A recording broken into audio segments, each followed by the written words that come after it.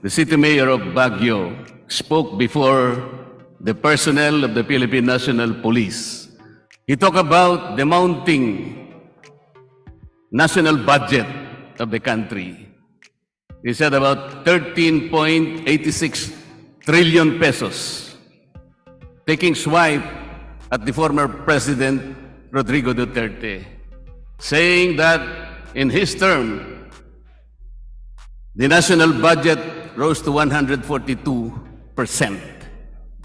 At yun na nga no, mga kabayan, lumabas na ang tunay na kulay nito ni Magalong nang inihabla nga siya ni Congressman Marcoleta sa harapan ng mga congressman noong nakaraang araw. Hinubad nga ni Congressman Marcoleta ang totoong pagkatao neto ni Mayor Magalong, na ayon nga kay Congressman Marcoleta, sa harap pa ng mga pulis, PNP sa Quezon City, siniraan si Pangulong Duterte. Ayon nga kay Congressman Marcoleta, tila baga kasalanan pa ni Pangulong Duterte kung bakit daw lumobo ang utang ng Pilipinas, kung kaya't ang mga pensyon ng mga pulis ay mababawasan. Bulag ba tong si Mayor Magalong? Wala bang mata to?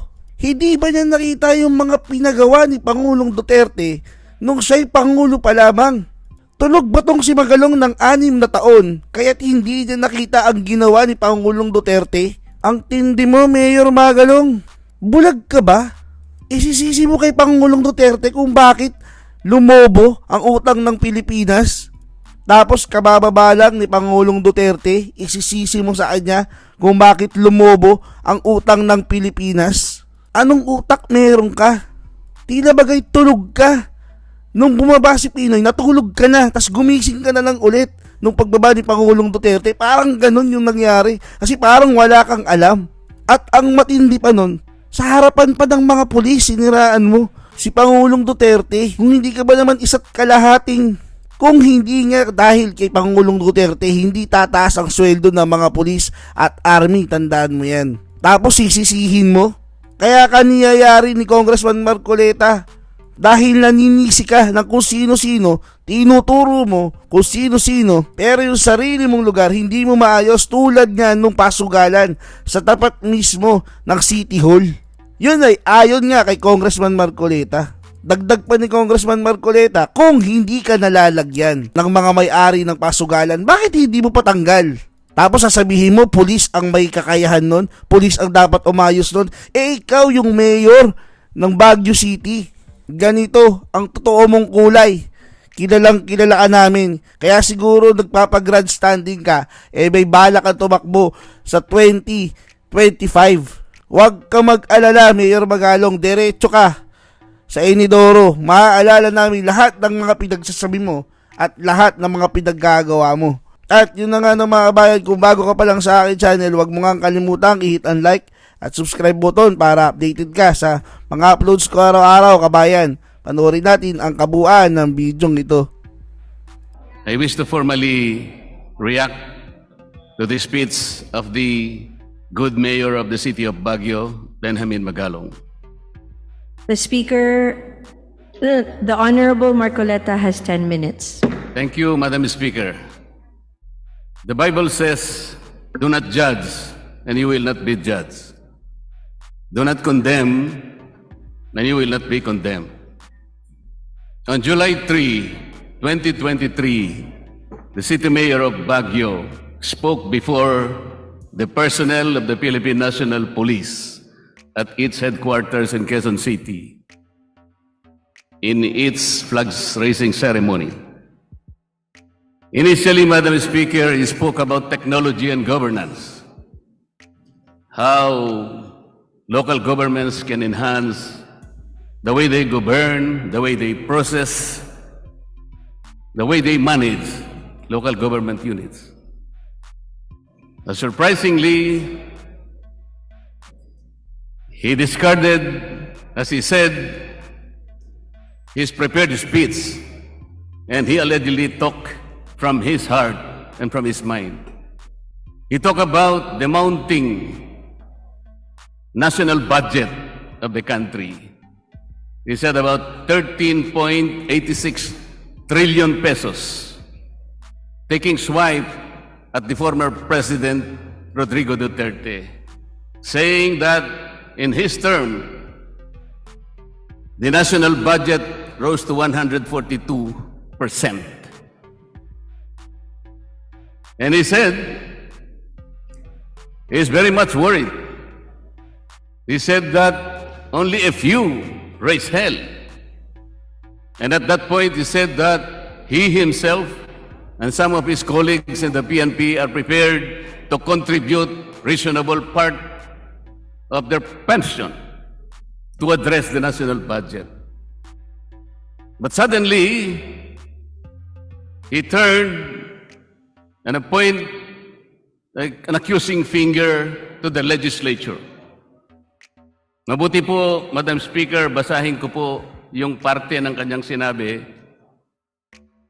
Ito po, and I quote, "Pero nakakalungkot, nothing have we heard from our legislators that they are willing to give up their pork barrels. Nakakalungkot na meron na nga silang tinatawag na porsyento sa bawat project, hindi pa nagsawa. May porsyento na nga sila pa ang contractor, sila pa rin ang supplier. Hintayin natin kung anong sasabihin ng ating mga magigiting na legislators. Hintayin natin silang magsalita. Hopefully, one of them will come out in the open and tell us it is about time that legislators should also give a big contribution to address a national government issue, especially on our national debt." Big words, Madam Speaker. It is as if the good mayor of Baguio is or would like to portray himself as the knight in shining armor, armed with a silver bullet to address corruption in this country. I'd like to believe that he is trying to project himself as the Hercules of Greece in mythology, who was tried to cleanse the Augean stables, the modern reference of graft and corruption, Madam Speaker. And so this representation initially reacted in his program several days ago. Armed with the annual audit report of COA ending December 31, 2022, this representation pointed out that 347 development projects prioritized by the city of Baguio were never implemented. They are worth 943 million pesos, Madam Speaker. So the intended purpose, the intended socio-economic and environmental services to the targeted beneficiaries were not delivered. A portion of that audit report, Madam Speaker, also showed that 40 of the ongoing partially implemented projects were terminated because they incurred substantial negative slippage. 26 of them valued 40 million pesos, incurred negative 15%. What does this mean, Madam Speaker?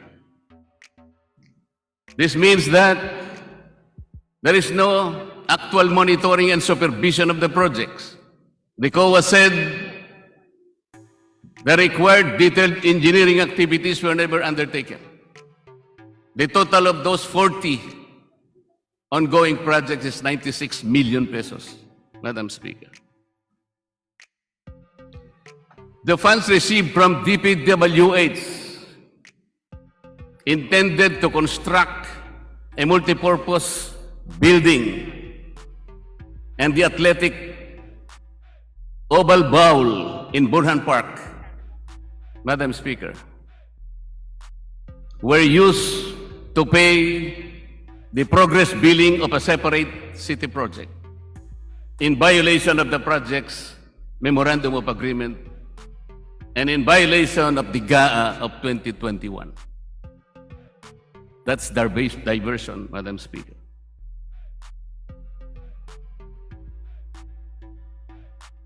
Madam Speaker, the accounts of the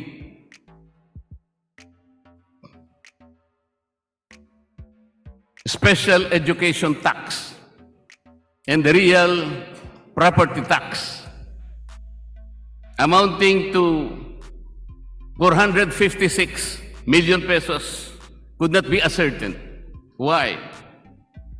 Because of the unreconciled difference between the reported balance of the city accounting office and the reported tax due of the city treasury office in the amount of 265 million pesos, or a discrepancy of some 191 million pesos.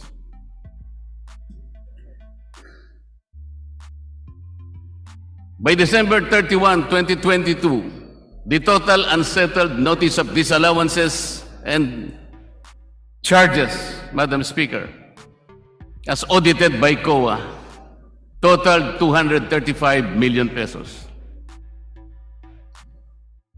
Even the local disaster reduction management fund in the total of 405 million pesos, only 106 million pesos were utilized, Madam Speaker, showing a utilization rate of 26%. Why? Why do they have to withhold the services that are due to the constituents of Baguio? Why is it that COA was able to note a time deposit of the city of Baguio in the amount of 4.3 billion pesos? Bakit hindi po nila gastahin? These are supposed to mitigate the effects of the environment, to shield and protect the people of Baguio. Bakit po iipunin ang 4.3 billion pesos in the treasury, in the banks, at hindi gamitin? Hinamon ko po siya sa aking program, sabi ko, if you're listening, Mayor Magalong, okay naman po yung contribution ng inyong pension, kung gusto po ninyo. Pero maliit po yun. Why don't you give up the confidential fund? Kasi po, meron po kayong confidential fund, according to reports, about 2 million pesos per year. Siguro magsimula po kayo doon, and then kung meron po kayong maitulong at na iba pa, makausap nyo yung ibang mga mayors. Whatever amount that you will be able to produce, I will ask the leadership of Congress to match that. Maybe 5 times of the amount that you will be able to produce, so that we can address the problem of our national budget. Pero huwag kang magpaparatang. Do not point the accusing finger to the legislature. The legislature is much more greater than the sum total of its parts. Do not generalize. With this qualified accounts of COA, Madam Speaker, the case of Mayor Magalong is like the pot telling the kettle black. Para pong sinabi po nung palayok, o ikaw kawali, ang itim-itim mo.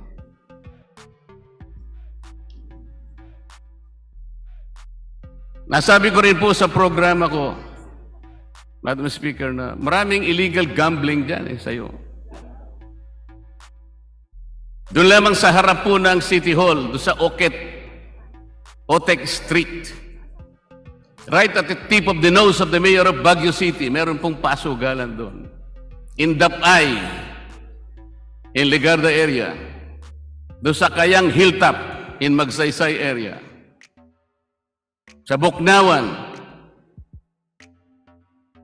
ang dami pong pasugalan. Inamin niya po yun. Sabi niya, hindi ko naman problema yung mga pasugalan. Trabaho ng pulis yan. Sino po ba ang naglalagay ng pulis sa isang syudad, Madam Speaker? Hindi naman ako kanya kumukuha kung ano man ang nagaganap sa pasugalan.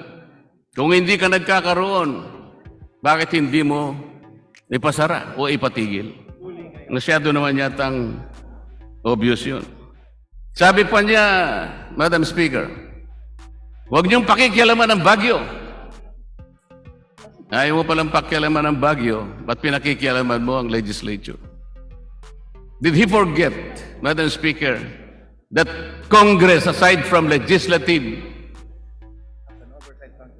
functions, meron po tayong dalawa pang natitirang functions. This is the power to conduct inquiry in aid of legislation, as well as the oversight function of Congress. Kaya po natin silang ipatawag. Huwag po niyang sasabihin na huwag pakialaman ng Bagyo. Dahil hindi naman sa kanya ang Bagyo.